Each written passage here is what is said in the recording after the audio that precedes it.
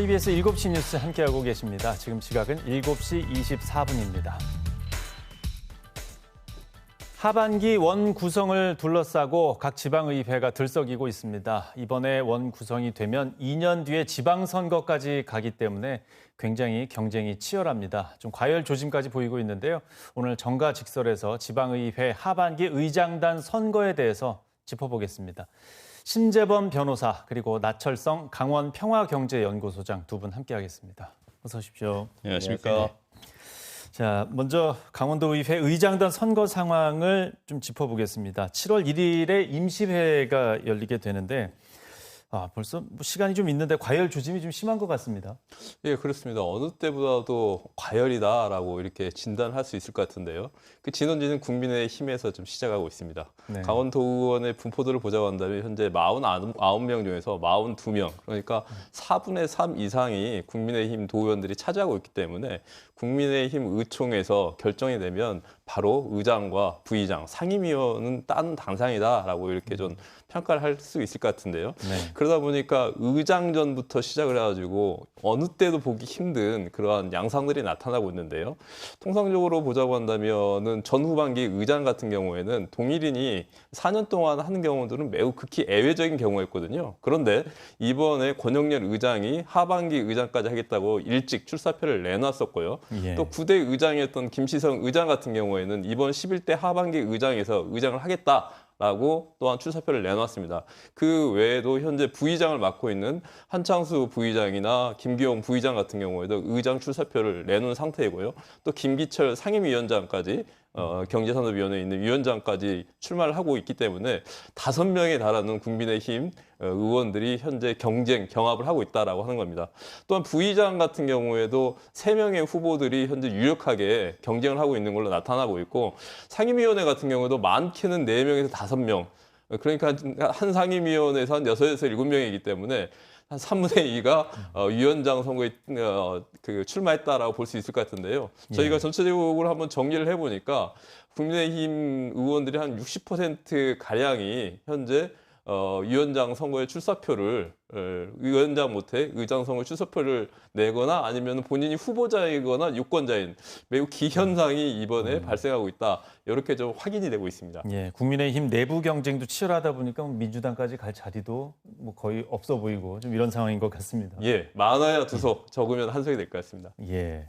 변호사님께서는 어떤 시각에서 보고 계십니까? 일단 뭐 그 양당 간의 어떤 그 상임위원장이라든가 의장단 구성이 있어가지고 배분 문제는 정리가 됐습니다. 전반기 같은 경우에 상임위원장 자리를 민주당이 1석을 가져갔었는데 네. 후반기에는 지금 부의장 자리를 1석으로 하는 것으로 민주당도 수용을 한 상태입니다. 그렇다 본다면 이제 말씀하셨다시피 의장과 그러니까 권영렬 의장이 현 의장이 연임을 하는가의 여부 문제이고 그리고 두 번째는 상임위원장을 누구로 하겠는가라는 부분입니다. 뭐 연임 부분에 있어서야 뭐 사실 현 의장이 연임이라는 게 뭐 독이 될 수도 있고 득이 될 수도 있습니다. 그러면 평가돼야 되는 부분이기 때문에 사실 연임을 하냐 안 하냐의 본질적인 부분은 그 부분에 있다라고 보여집니다. 따라서 형식적으로 연임을 할지 말지는 큰 의미가 없는 부분이라고 보여지고요. 그리고 상임위원장 부분도 사실 뭐 크게 18개 시군으로 나눠져 있기 때문에 사실 뭐 지역이라든가 뭐 인연이라든가 의원들 개인 간의 인연이라든가 아니면 몰아주기 거래라든가 뭐 이런 식으로 해가지고 표를 확보를 해야 되는 상황입니다. 따라서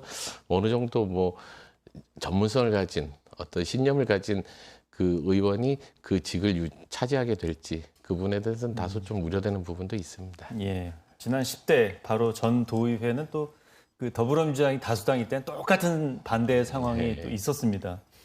지금 보면 이 상임위원장이나 의장단을 이제 그 의회 선거를 통해서 선출을 하는데 이 방식에 대해서 문제가 많이 있다는 시각이 있는데 어떻게 보십니까?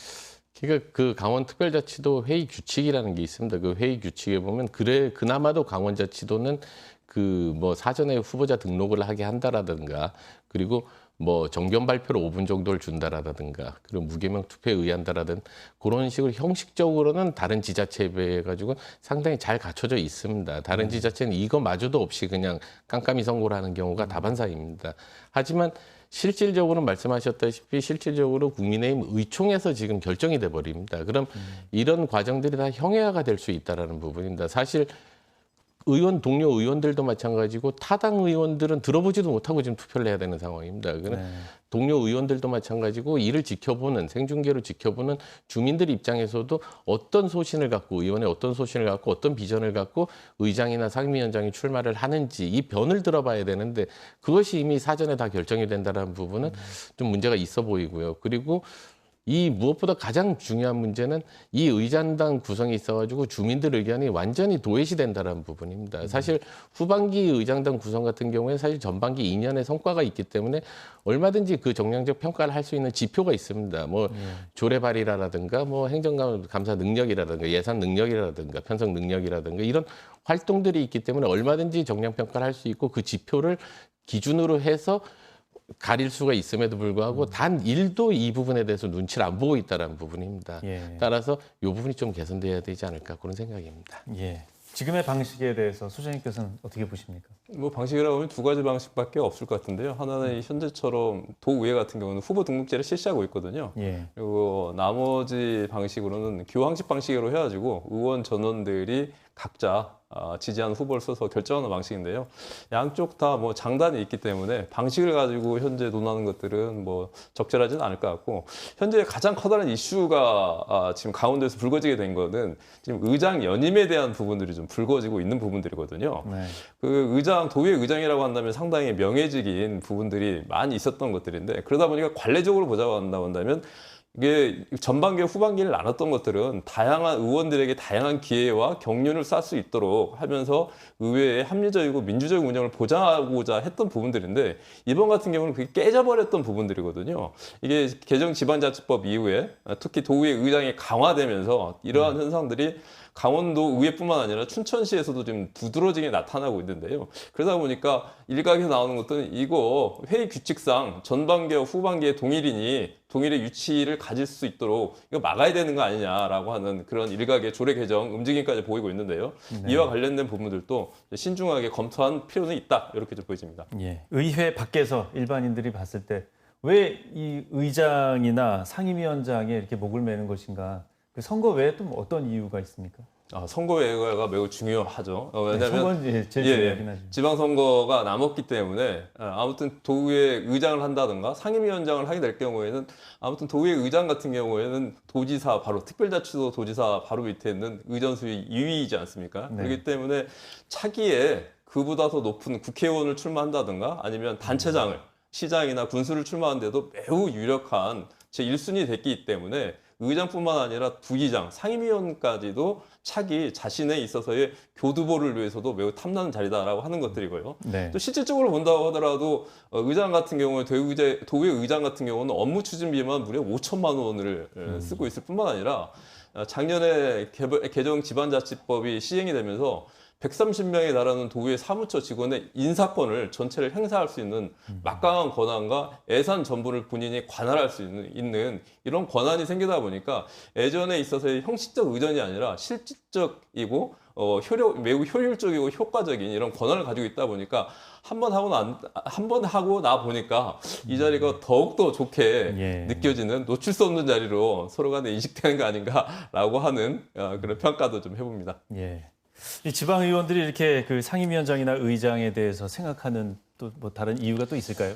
그러니까 뭐 예전에는 지방 정치하고 중앙 정치가 확연히 구분이 됐었습니다. 근데 근래 이제 기조가 지방 정치에서 경력을 쌓은 다음에 중앙 정치로 진출하는 예가 상당히 많습니다. 그리고 정치적인 체급을 높여서 뭐 기초의원을 하다가 기초자치장을 한다라든가 뭐 어떤 그 정치적인 체급을 높일 수 있는 좋은 수단인데 거기에서 이제 그 의장이나 뭐 상임위원장을 하게 되면 상당한 그 득을 보고 이제 선거에 임할 수가 있다라는 부분 언론에 계속 노출이 되고 있습니다. 그리고 그래도 저는 사실 권력을 사실 이 위원장이나 의장 같은 경우는 실질적으로 그 어떤 의사 진행이라든가 의안을 사실상 결정을 할 수가 있습니다. 따라서 이 회의를 주도를 할 수 있고 뭐 지자체와도 어떤 업무적인 조율을 할 수가 있는 그 중심에 있는 자리입니다. 따라서 권력을 지향한다라기보다는 어떤 이런 권한을 통해서 자신의 어떤 소신 그리고 자신의 정치를 해보고 싶은 어떤 그 열망으로 좀 믿고 싶습니다.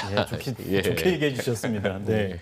그러면 개선 방안은 어떤 게 있는지 좀 짧게 좀 들어보겠습니다. 그러니까 뭐 정치라는 게 중앙 정치하고 다르게 지방 정치는 소속 정당이라는 게 큰 의미가 없습니다. 따라서 뭐 선거를 할 때 당 어떤 소식, 표단속 뭐 이런 차원의 문제가 아니라 진짜 그야말로 의원들이 지역민들의 어떤 의사를 들어서 이 부분에 어떤 분이 의장이 되고 어떤 분이 부의장이 되고 상임위원장이 되겠다라는 부분에 대해서 좀 심사숙고해서 뭐 교차 투표를 하든 뭐 이런 열린 좀 구성이 되는 그런 시대가 왔으면 좋겠습니다. 예, 투표 방식의 변화가 필요하다. 소장님께서는 개선 방안 어떤 것들이 있다고 보십니까? 뭐 다른 거 다 떠나서 20일 날 국민의힘 강원도당에서 의총에서 뽑을 것 같은데요. 네. 이거 지금 깜깜이로 듣는 부분이 있거든요. 앞서 말씀하셨지만 5분에서 10분 차기 정견 발표하고 강원 특별자치도 도의장을 비롯해서 임원진을 뽑는 이런 과정인데요.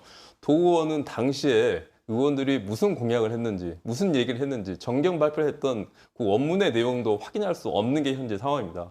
그렇기 때문에 부득이라도 자신들이 무슨 얘기를 했고 무슨 약속을 했는지에 대해서 도당 차원에서라도 도민들이 알 수 있는 공간에 적어도 이러한 것들을 공유할 수 있도록 하고 도의회에서도 이와 관련된 부분들은 적극적으로 조례 제정을 통해서랄지 이런 것들을 통해서 공유하고 판단할 수 있는 근거 자체는 좀 제공했으면 좋겠다라고 하는 요구를 드리고 싶습니다. 예, 의회가 뭐 주민들의 대표 기관이기 때문에 또 주민들과 유권자들의 관심이 필요하겠습니다. 네, 오늘 두 분 말씀 잘 들었습니다. 고맙습니다.